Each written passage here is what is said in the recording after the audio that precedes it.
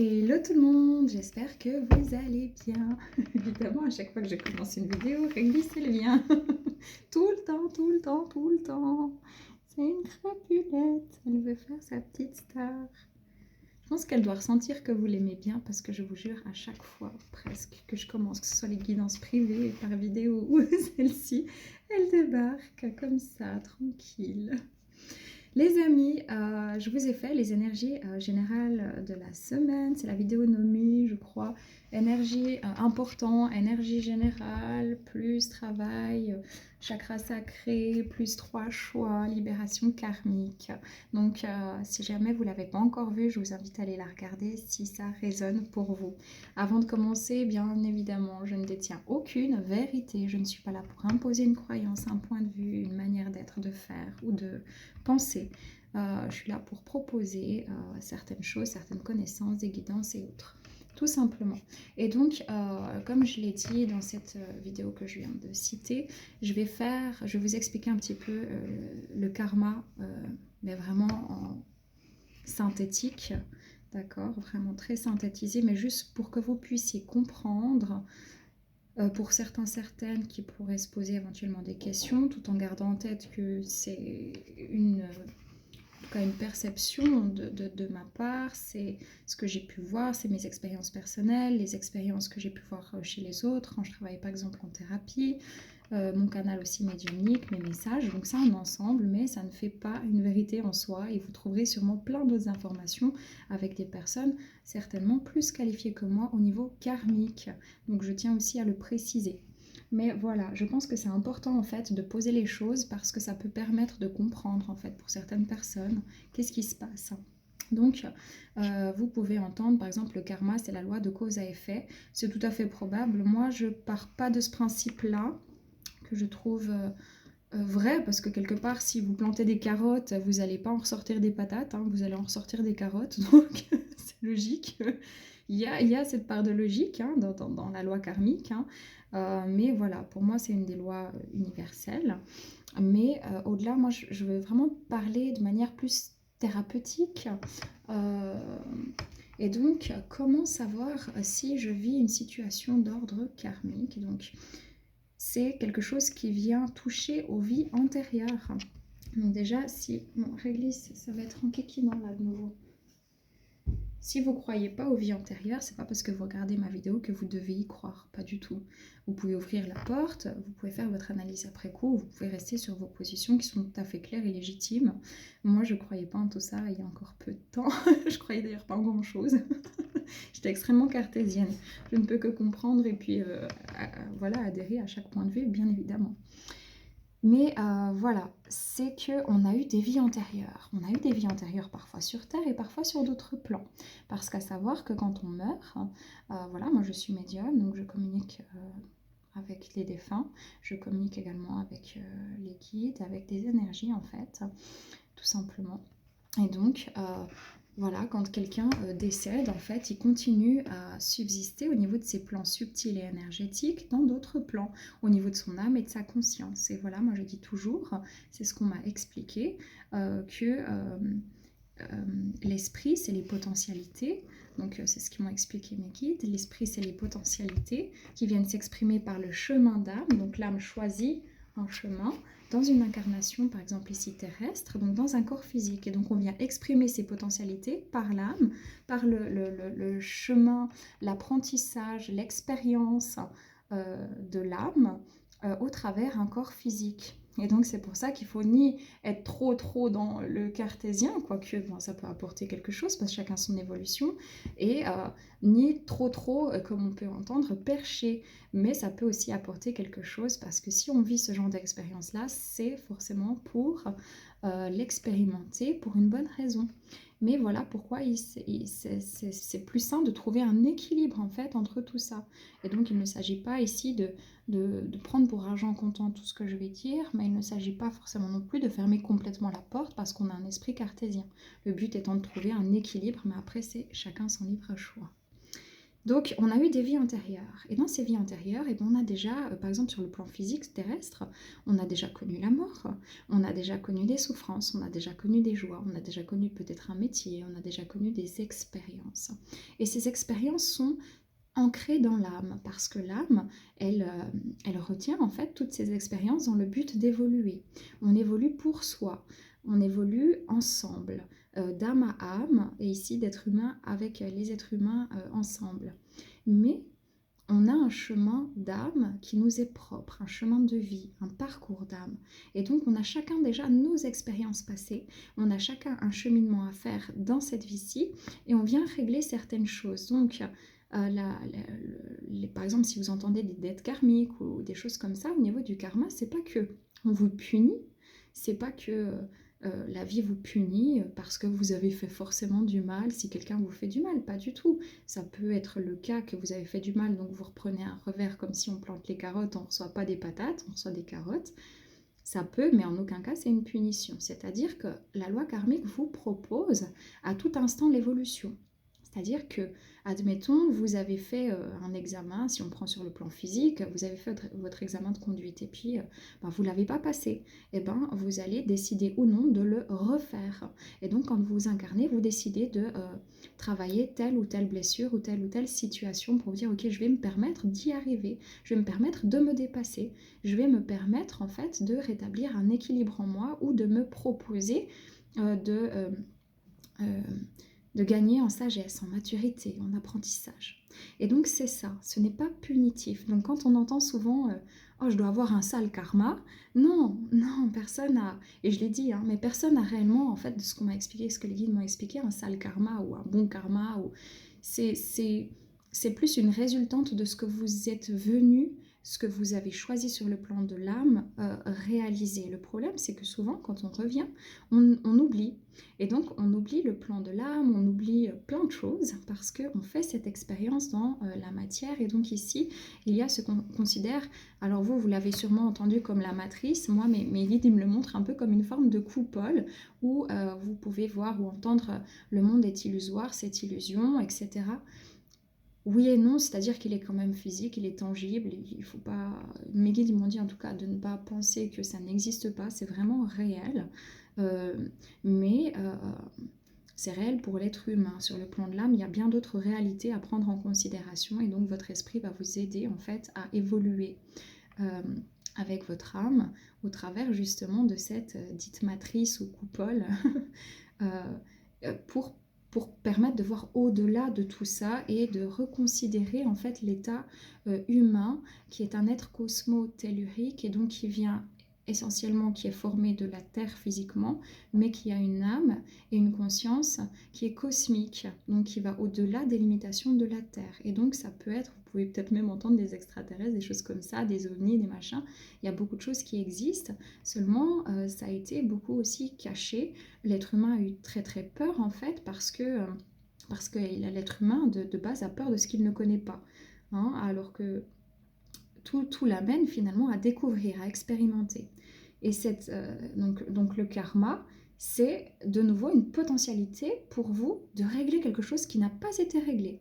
Et donc dans le karma, vous trouvez par exemple les liens karmiques, tout lien d'âme, d'âme à âme, donc ça peut être votre maman, votre papa, ça peut être votre sœur, ça peut être votre ami, ça peut être votre patron, votre patronne, une cousine, votre amoureux, un inconnu, une inconnue. Tout lien d'âme est un lien karmique, ça veut dire que vous l'avez déjà rencontré dans une vie antérieure terrestre ou sur un autre plan de conscience que la Terre. Il existe d'autres plans de conscience, mais là n'est pas la question aujourd'hui. Peut-être, si ça vous intéresse, dites-le moi dans les commentaires. Je ferai une vidéo à ce sujet quand on me le proposera aussi avec mes guides de le faire, tout simplement parce que moi je fais toujours par rapport à ce qu'on me propose de faire afin que ça reste le plus simple possible et que je ne mentalise pas. Ou peu, parce que je suis une passoire, faut être évident, hein, faut être réaliste. Si j'étais pure, je serais sûrement pas dans cet apprentissage-là ici, comme tout le monde. Et donc, on a expérimenté plusieurs choses et il nous reste des mémoires. C'est comme votre cerveau, le karma, imaginez-vous sur le plan du cerveau, on a le conscient qui est à 10% et on a l'inconscient, le subconscient qui est à 90%. Et donc à chaque fois que vous entendez que vous voyez des choses, même si vous n'y prêtez pas attention, votre cerveau inconscient, si vous voulez, il télécharge l'information. C'est pour ça que tout à coup vous vous retrouvez avec des musiques dans la tête que vous ne connaissez pas, enfin voilà, vous l'avez entendu une fois, deux fois, vous vous mettez à la chanter alors que vous n'y avez pas prêté attention, ou que vous voyez 10 fois une pub, puis tout à coup vous partez acheter ce produit, parce que le marketing est basé là-dessus, la manipulation est basée là-dessus, exactement aussi. Et donc, ça télécharge, et bien c'est ça. C'est-à-dire que sur le plan de l'âme, ça s'est téléchargé, mais vous ne vous en souvenez pas. Mais votre âme, elle s'en souvient. C'est-à-dire que c'est à l'intérieur de vous. Et donc, admettons, vous avez, peut-être vous êtes décédé antérieurement dans un accident de voiture. Et donc depuis, je sais pas, peut-être que vous aviez 12 ans à l'époque dans la vie antérieure, et puis vous êtes décédé dans cet accident de voiture. Et cette mémoire, elle est restée. Et vous revivez, et donc, tout à coup, mais à partir de 12 ans, 13 ans, c'est la cata. Vous ne supportez plus la voiture, vous avez mal au ventre, ou vous angoissez, ou vous avez peur de, par exemple, si c'était dans une petite route de campagne, vous avez peur dans les petites routes de campagne, ou si c'est le soir, vous avez peur en voiture le soir. Il y a des choses comme ça qui tout à coup vous paraissent un peu irrationnelles, parce qu'elles vous sautent un peu dessus, comme ça, vous avez le sentiment, mais purée, c'est quoi ce délire, quoi? Comment ça se fait que je panique à ce point? Ça peut être le cas pour l'avion, ça peut être le cas... pour le train, ça peut être le cas en fait pour n'importe quel transport, ça peut être le cas pour la claustrophobie, admettons vous avez été emprisonné, on ne sait pas pourquoi, et puis en fait vous supportez pas d'être enfermé dans une pièce, vous savez pas d'où vient cette claustrophobie, et bien il y a des grandes chances que ça vienne d'une vie antérieure. Et donc c'est pareil pour les blessures, les 5 blessures de l'âme, donc c'est Lise Bourbeau qui avait fait ce livre. Donc on a la blessure de trahison. La blessure de trahison nous fait prendre un comportement de contrôlant. Je contrôle tout pour éviter d'être trahi. Hein. Et donc on a la blessure d'injustice. Quand on a la blessure d'injustice, on est dans la rigidité. Soit je suis rigide, trop dur avec moi-même, soit je peux être rigide avec autrui. Hein. Donc rien ne rentre, rien ne sort. La blessure d'abandon nous fait prendre un comportement de dépendant. Donc on rentre soit dans la dépendance affective, dépendance à des substances, dépendance à je sais pas moi, à la nourriture, etc., etc. Et donc quand on est dans la blessure de rejet, on est dans la fuite. Dans le mécanisme de défense, c'est la fuite. Donc je fuis mes émotions, je fuis mes besoins, je fuis une discussion, je fuis ce que je désire vraiment. Je me fuis moi-même au final. C'est la blessure de rejet. Et puis on a encore la blessure d'humiliation. La blessure d'humiliation, elle nous fait prendre un comportement dit masochiste, donc un peu autodestructeur, du style vous aviez... vous sentiez que c'était pas forcément une bonne relation, vous êtes dans une relation toxique, vous sentez que ça joue pas, mais vous n'arrivez pas à quitter en fait cette situation. Et après, en plus, vous vous dites non mais c'est moi, je suis trop nulle, j'aurais dû m'écouter, etc. Typique, c'est la blessure d'humiliation. Donc, on a ces blessures qui sont comme ça réactivées de vie en vie pour pouvoir, comme on dit, les épurer. Mais il ne faut pas voir ça comme une corvée ou un travail abominable, parce qu'en fait, l'être humain, c'est une expérience. C'est une expérience dans un corps humain. Dans un corps humain, ce qui change, c'est que c'est sensoriel. Le corps humain, de ce qu'on m'a expliqué, certaines choses que j'ai canalisées, en fait, il est sensoriel. C'est pour ça que de base, jusqu'au poil, en fait. C'est-à-dire que, comment dire, l'être humain, tout est dans le sensoriel, le ressenti, et c'est un ressenti qui est physique, si vous voulez. Enfin, il y a d'autres choses, mais qui est essentiellement physique, et ça, on ne le retrouve pas sur tous les autres plans.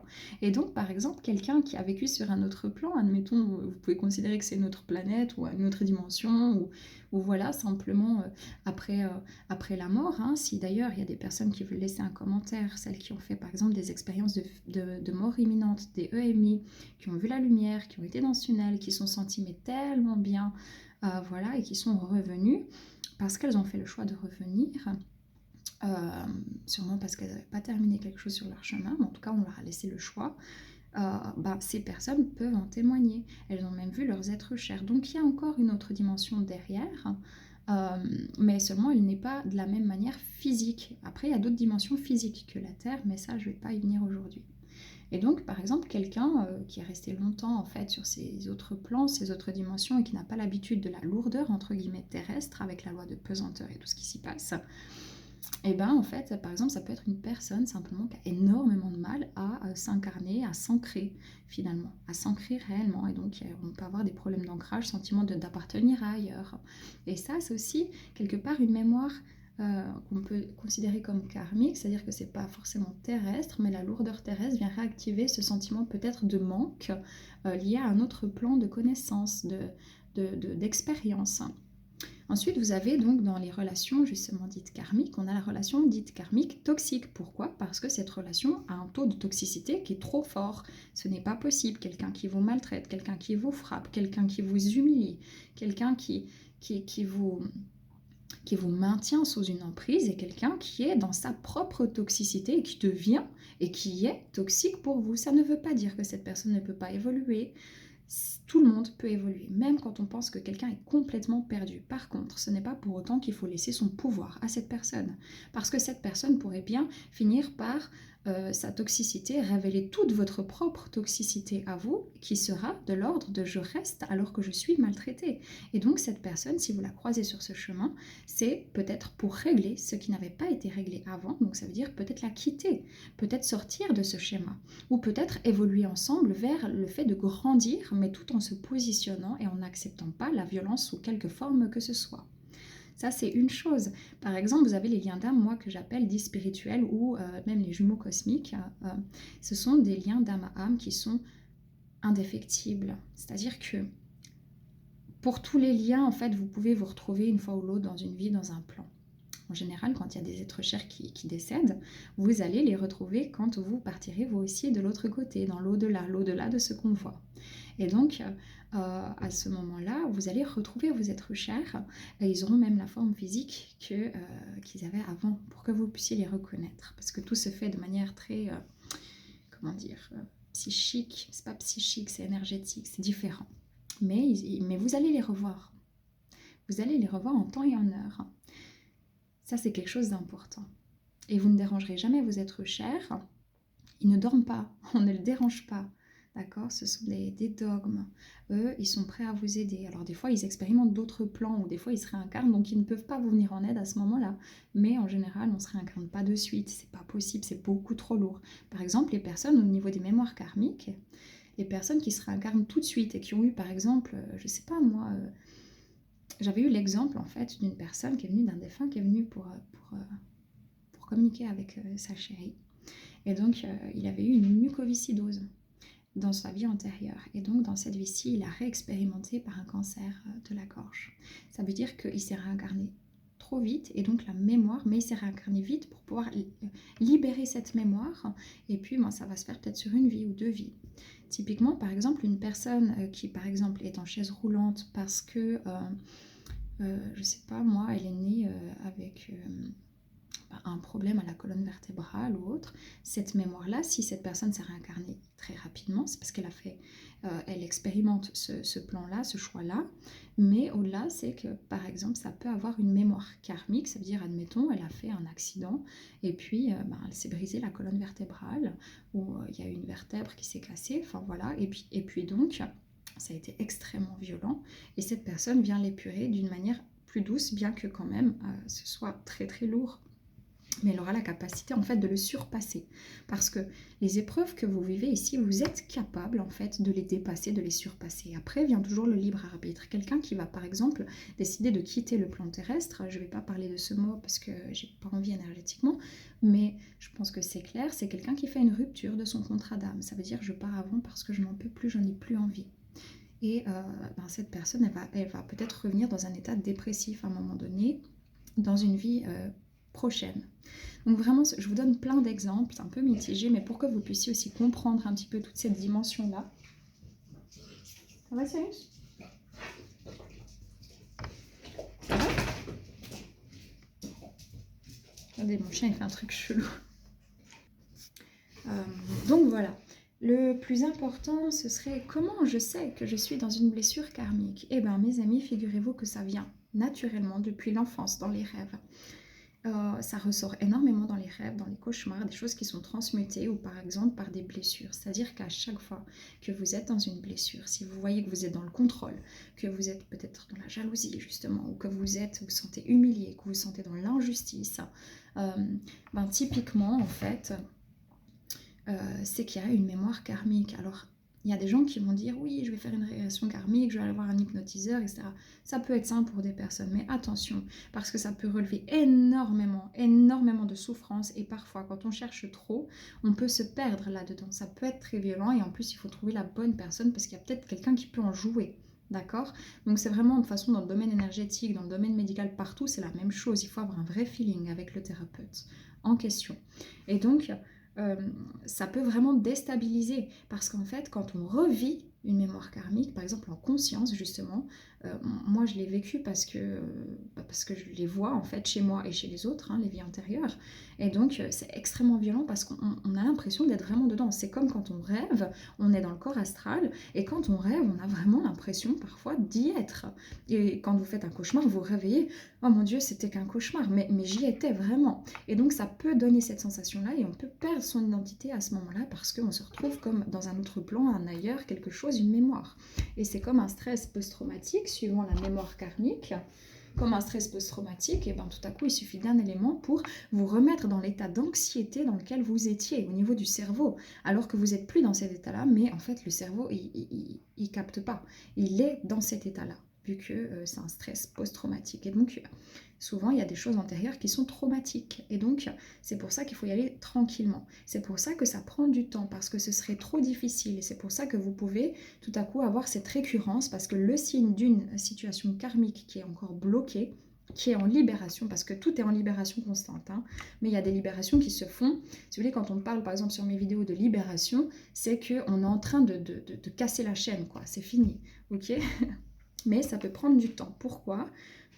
Ce qui va vous permettre de réaliser, c'est que vous tournez en rond dans la même situation. Soit vous retombez toujours sur des personnes qui vous maltraitent, soit vous êtes systématiquement dans le par exemple dans les dépendances, drogue, alcool, etc. Il ne faut pas faire ça. Hein. Enfin, il ne faut pas faire ça. Je le dis parce que sur ma chaîne, moi, je dois faire attention à ce que je dis vis-à-vis de ça. Donc voilà, c'est pour ça que je précise. Soit c'est des dépendances sexuelles, pareil. Il faut pas, voilà, de nouveau. Je ne suis pas là pour dire il faut le faire, pas du tout. Mais voilà, ça peut être ça. Ça peut être que à chaque fois que vous commencez quelque chose, vous n'arrivez pas à le finir. Ça peut être que vous êtes anxieux pour vos finances, mais vous ne savez même pas pourquoi. Ça peut être simplement que vous ne voulez pas toucher un volant dans une voiture. Vous ne pouvez pas rentrer dans un avion. Ça peut être que vous avez peur d'avoir le frigo vide. Ça peut être que vous avez peur qu'on vous juge parce que tout à coup, vous avez vos intuitions, vos capacités intuitives et tout, et vous avez vécu la période d'inquisition. Et donc pour ça, vous êtes peut-être mort ou vous avez été trahi par vos membres de votre famille. Ça peut être tout, plein de choses. C'est extrêmement varié, mais le signe, c'est la récurrence. Ça revient systématiquement, ça revient. Alors, sachez que quand vous avez l'impression de tourner en rond, mais en fait, vous vous élevez, c'est-à-dire que la récurrence, elle revient, tac. Je la travaille d'une autre manière, j'ai compris, tac. Encore, ah mais mince, mais quand même, ça va plus vite, etc., etc. C'est parce que là, on arrive maintenant à la libération complète de cette blessure, de cette mémoire. Ok, donc ne pensez pas que vous tournez en rond, mais il y a une forme comme ça de spirale qui fait que vous êtes dans la récurrence, mais que vous la vivez d'une autre manière. Et donc c'est déjà en cours de libération. Ça peut passer par les rêves, ça peut passer par des douleurs. Tout à coup, vous avez un pic au cœur, vous dites, oh, après attention aux problèmes de santé et tout, moi je suis pas médecin, vraiment il faut faire... Si vous avez des graves problèmes ou quelque chose qui vous alerte, allez contrôler. Ça peut être quelque chose de cardiaque, hein, évidemment. Mais quand il n'y a aucune raison médicale et tout, puis vous sentez un pic comme ça dans le cœur et vous dites... et que vous commencez à paniquer, vous avez l'impression que vous allez mourir, et bien typiquement, vous êtes en train de revivre une mort karmique antérieure. Laissez faire respirer à ce moment-là. Donc ça va venir par vos rêves, ça va venir par des flashs, ça va venir peut-être par des personnes, des thérapeutes, des gens que vous allez voir. Ça va venir par des émotions, des choses où tout à coup, vous ne comprenez pas ce qui se passe, mais pourquoi? Et ça aussi, il y a une incompréhension totale, que ce soit les liens d'âme spirituels, c'est pareil. Je reconnais, je ne sais pas ce qui se passe avec cette personne, c'est extrêmement fort. Peut-être que vous avez été marié à cette personne. Hein, et peut-être que vous avez peur, que l'autre a peur d'être avec vous, ou inversement, parce que peut-être que justement, il y en a un qui est peut-être décédé à la guerre, autre temps, par exemple. Donc c'est vraiment pour vous dire que ça travaille en permanence. Quand on arrive ici, c'est la libération. D'où la vidéo que j'ai faite, c'est qu'il y a des gens qui arrivent à cette libération. Maintenant, il y a des choses extrêmement belles aussi dans ce qu'on appelle le karma. C'est-à-dire que, admettons, comment dire, vous vous souvenez pas de ces choses-là sur le plan terrestre, ça peut revenir petit à petit plus on va s'éveiller, mais vous vous souvenez pas non plus, peut-être que vous avez été chaman, peut-être que vous avez été guérisseur, peut-être que vous avez été prêtre, peut-être que vous avez été plongeur, peut-être que vous avez été médecin, peut-être que vous avez été écrivain, chanteur, hein. Et donc ça aussi ça revient, c'est-à-dire quelque chose d'inné comme ça chez vous. Les capacités innées, par exemple quelqu'un qui va super bien dessiner était probablement un ancien grand dessinateur, quelqu'un qui saura chanter et quelqu'un qui travaillait peut-être dans l'art, dans le chant. Pareil pour les artistes, pareil pour ceux qui ont un savoir des massages, ça vient tout de suite. Hein, les gens qui sont très matheux comme ça, qui arrivent à faire des problèmes, genre à la Einstein, que toi tu piges rien de ta vie à faire le truc, et bien cette personne, c'était peut-être un mathématicien. Et donc en fait, c'est pareil pour les capacités aussi de guérison, les magnétiseurs, les chamans, les voyants, etc. Ben, ça revient petit à petit. Mais si on vous balance tout ça d'un coup, les amis, vous perdez pied. Donc ça prend du temps. Et c'est pour ça que ce sont des processus. C'est pour ça que vous pouvez avoir le sentiment de revivre la même situation, même si c'est des personnes différentes, ou alors toujours une même situation qu'une même personne. Mais vous allez la vivre quand même un peu différemment. Et donc là, ça veut dire que, ah, il y a un karma. Ok, s'il y a un karma, est-ce que ça veut dire que j'ai fauté? Mais non, personne faute. Vous faites une expérience. Et donc, qu'est-ce qui se passe aussi à l'échelle de... Ça veut dire qu'en fait, vous êtes capable d'aller au-delà. D'accord? Parce que c'est votre chemin d'évolution d'âme et vous êtes responsable de votre propre chemin d'évolution d'âme. Comme votre voisin est responsable de son propre chemin d'évolution d'âme. Et donc, sur échelle terrestre aussi, qu'est-ce qui se passe? Il y a un karma terrestre, il y a des énergies terrestres, il y a des choses qui se passent. Vous entendez l'élévation planétaire, l'élévation de la Terre, la 5e dimension et tous ces termes. C'est parce que dans la résonance de Schumann, en fait, ça augmente, en fait. Le taux vibratoire de la Terre augmente, notre taux vibratoire augmente, ce qui nous amène à plus de conscience. Quand on augmente, on arrive dans le bouddhique ici, l'âme bouddhique, donc l'âme, et dans l'atmique ici, l'esprit. Et donc on vient se connecter en fait à cet esprit, mais parfois le mental, il a envie de tout comprendre et tout gérer, ok? Parce qu'on a le mental supérieur, le siège de l'intuition et tout ça, et on a le mental inférieur qui veut capter les trucs et qui a une personnalité pour exprimer son potentiel d'âme à travers une personnalité, à travers un chemin qui va faire que c'est cette personnalité qui va vous aider sur ce chemin à évoluer, si vous voulez. Et des fois, ça fait justement cette dualité. Et si vous voulez, en fait, on augmente notre conscience. On devient conscient, on voit plus large, plus grand. Les choses se transforment. Et c'est pareil sur la Terre. Mais pour se transformer, il faut s'alléger. On est d'accord, on ne monte pas en haut de l'Everest avec un sac de 150 kilos. On croit qu'on doit le faire et puis tout à coup on se dit ah mais attends ça j'en ai pas besoin, non mais ça non plus. Puis en fait on s'allège et c'est comme ça qu'on monte et qu'on gravit l'échelle entre guillemets de l'élévation. Et donc, ce qui se passe à échelle mondiale, c'est ça. On a connu sur la Terre des épisodes, des périodes extrêmement violentes. Et qu'est-ce qui est en train de changer? Alors certes, c'est très violent ce qu'on est en train de vivre, mais à contrario, il y a quelque chose qui a changé, c'est que on est moins violent dans... Il y a énormément de choses aujourd'hui qui se sont transmutées, les gens sont conscients et ne répondent pas directement par la violence comme avant avec... Il y a quelque chose quand même qui est en modification, on le ressent, on le voit, on me le dit en tout cas en guidance, je n'ai pas de vérité mais c'est ce qu'on me transmet, et donc pour pouvoir accueillir l'un et l'autre. Et pourquoi? Parce que c'est justement ce principe d'union, ce principe de quand je me respecte, je respecte l'autre, quand je respecte l'autre, alors je me respecte. Soit le changement que tu veux voir dans le monde, c'est ça. C'est pour ça, en tout cas que moi, je fais ce travail sur moi, que je le propose aussi autour de moi, c'est parce qu'on peut changer de l'intérieur. Et quand on change de l'intérieur, alors on change notre perception des choses. Et quand on change notre perception des choses, on prend conscience des situations et on peut les modifier. Et c'est ce qui se passe à l'échelle de vos vies, c'est ce qui se passe à l'échelle de la Terre. Et la Terre est pure également son karma. C'est-à-dire son karma, c'est-à-dire c'est des mémoires, des choses au niveau de l'humanité. Et au niveau aussi voilà, de sa terre, de son eau, de tout ça, parce que tout a une mémoire, la mémoire de l'eau. Allez vous renseigner, par exemple, ça peut être très intéressant. Et donc, voilà comment reconnaître un karma. Ne paniquez pas, c'est pas que vous avez fait que du chenille, vous avez pu faire des choses vraiment pas belles, mais vous avez pu faire des choses très très belles. Et parfois... En fait, on va vous remettre les mêmes personnes ou le même genre de situation justement sur votre chemin pour vous permettre de les libérer. Mais rien ne sert d'aller s'accrocher à cette mémoire et de se dire je dois, je dois, je dois. Laissez faire les processus. Prenez conscience du chemin et je ne sais pas comment expliquer, mais les choses se font de toute façon de manière naturelle. Donc voilà, j'espère avoir pu vous aiguiller un petit peu. Encore une fois, je n'ai pas de vérité. Paix, amour sur vous, les vôtres. Prenez soin de vous et à bientôt les amis. Bye bye.